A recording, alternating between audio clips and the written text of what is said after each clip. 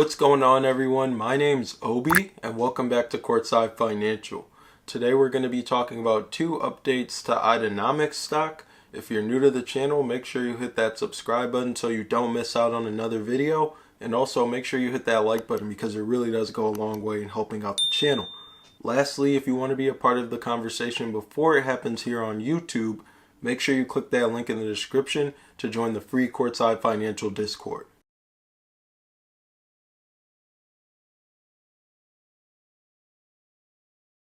February 2nd to March 31st, when you open up your new brokerage account, you'll receive one free stock valued anywhere from $2.50 to $250. And when you make that initial deposit of $100 or more, you'll receive another free stock, and this free stock will be valued anywhere from $8 to $1,600. Lastly, cryptocurrency is now available on WeBull, so you can trade cryptocurrency on the platform with zero commission. So it's currently 6:50 p.m. Eastern Time here in Michigan, and IDEX stock is currently trading at $3.46.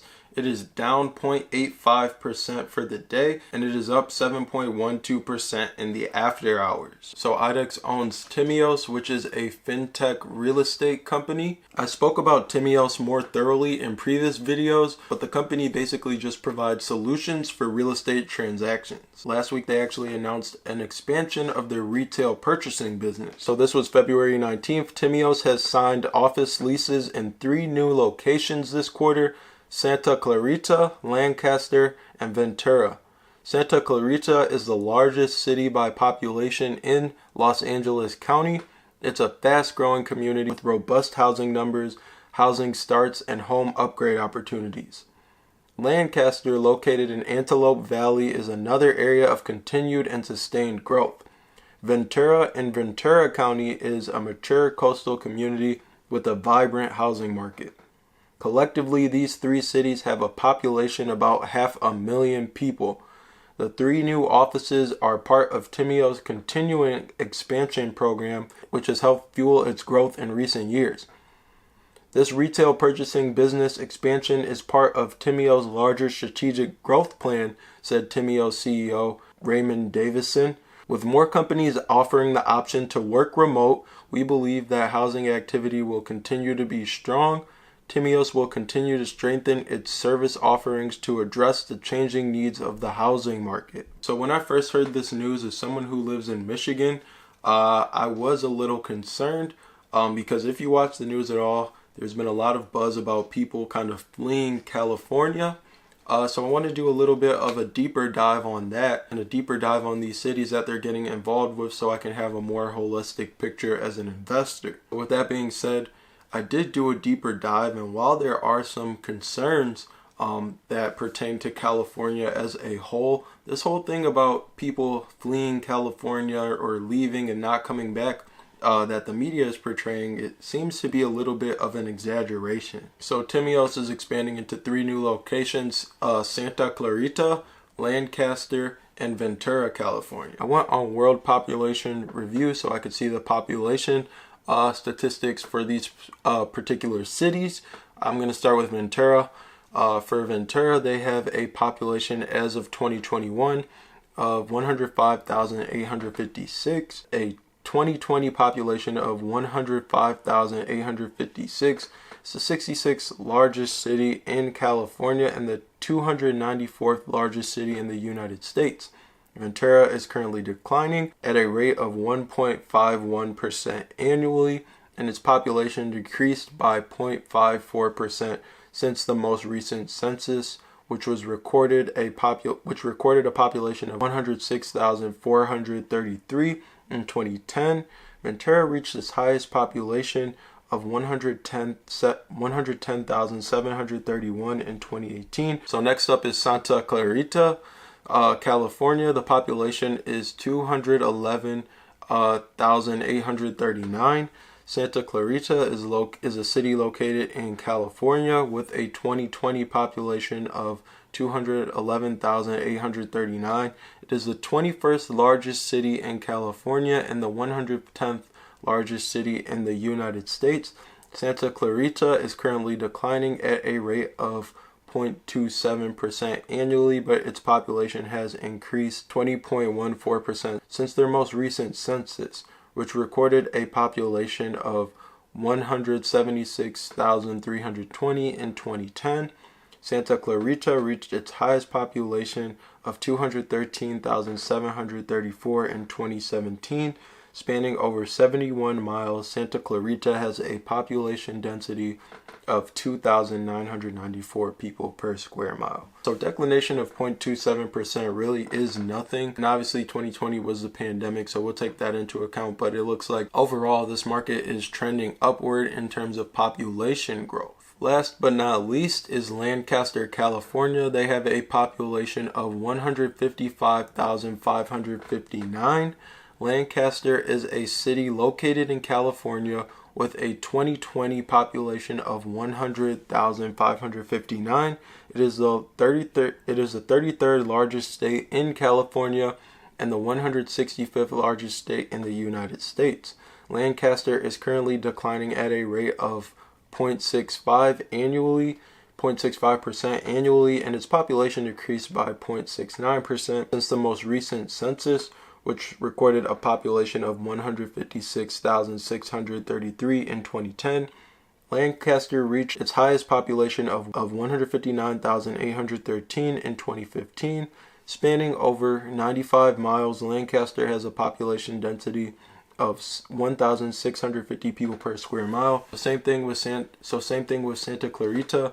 Lancaster is pretty much been uptrending in terms of the population, so overall it does appear to be growing as well. So as far as Ventura, California is concerned, I'm under the impression that this city could be kind of bouncing back and starting to have a lot more growth since it is a mature coastal community, and with work from home being a bigger trend, like they said in the press release for Timios, a lot of people might not be wanting to live in the areas where they're at now, and they might want to live actually in like those coastal areas such as Ventura, California. It's kind of what it sounds like. Now I want to kind of talk about California as a whole, because last week or 2 weeks ago I read an article titled "Why Rich People Leaving California Is Not What You Think It Is," and this was an article on Yahoo Finance. So I'm not gonna read the entire article. I'll link it in the description.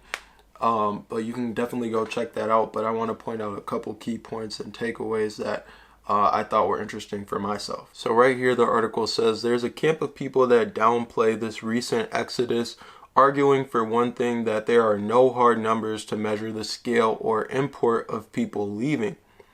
I feel it's too early to know, and anybody who claims they know for sure is doing that based purely on anecdote, says Molly Turner, a professor at UC Berkeley's Haas School of Business focused on tech and urban policy, who co-hosts the podcast Technopolis. My gut tells me it's mostly just a couple of loud people leaving and throwing a tantrum on the way out. I don't think it will have a significant impact on the Bay Area as a global center of the tech industry. That's the gut, but what does a moving guy say? Typically, in years past, moving jobs have been about 50% outbound and 50% inbound, says Steve Kamaris, who since 1988 has co-owned King Relocation Services, a moving agency in Los Angeles, California. In 2020, it was 59% outbound and 41% inbound. Is that imbalance the biggest Kamaris has ever seen? I think that's going too far, he says. I've been in this business since 1982. There have been big funky years. This cycle of mad dash leaving California, that will subside. It may take another year or so. It's just a cycle. In fact, people have become fed up and left California for decades. 3Com founder, legendary technologist, and father of the Ethernet, Bob Metcalfe, exited Silicon Valley in the early 1990s and ended up in Maine. So later in the article, they say, what will it take to stem the exodus? You're going to have a business-friendly environment with a reasonable tax structure. Skip to the end of the article here, and it says, bottom line is yes, some more tech moguls and their companies will leave California. The silver lining is it's probably going to distribute tech jobs to more cities across the country. Sure, Austin will become a big-time tech hub, and Seattle already is, but the Bay Area will remain the center of the nation's tech industry. like Myers says. There's just too much going on there for it to be over. Having that said, California does need to get its act together. And when they say that, they're talking about the high cost of living in California. I just want to make that clear because I know I did skim through the article, but like I said, I'm going to link it in the description. And if you want to check out that article, I thought it was a pretty good read to learn a little bit more about what's going on. But what I took away from it is that this isn't really a new story here. People are always saying that they are going to leave California, but you know, California has so much going on over there that it's all, in my opinion, it's always going to be a place that's going to be highly in demand, and that's how I'm going to look at it until there's evidence to strongly suggest otherwise. Next up is Solectrac, the EV tractor business that IDEX owns a 22% stake in. They're expanding their tractor reservation campaign. Customers only have to put $1,000 down now to reserve a tractor. So it's pretty much common sense here, right?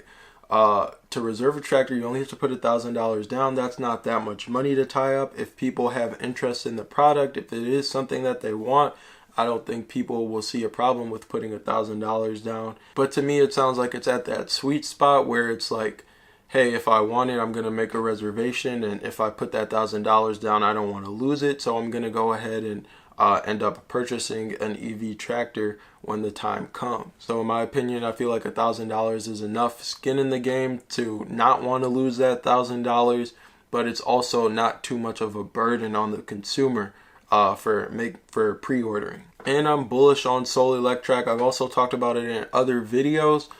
Basically, the EV tractor market is projected to be around a $23 billion market by 2025. Solectrac is the market leader in the electric tractor market, so really good for IDEX. If Solectrac can get just a conservative 10% of that market, that puts them at $2.3 billion. Currently, Idenomics has a market cap of around $1 billion. So obviously, you know, they own a 22% stake. 22% of that $2.3 billion that theoretically Solectrac could have. That would put IDEX at an additional $506 million. Obviously, 10% is really conservative. They're the market leader here. They're probably going to get a disproportionate size of market share when it comes to this market, and it's probably going to be a lot more than 10%. So this is just one way that I see Idenomics market cap increasing in size. Obviously, they own a lot of businesses. We'll have to see how those things play out. So anyways, that's going to be it for this video. I want to know what you guys think about the Timios move, and I want to know what you think about the Solectrac move. Make sure you hit the like button. Make sure you hit the subscribe button. Leave me a comment down below. I'll link the free Discord in the description. And as always, thanks for watching. I'll catch you guys in the next video.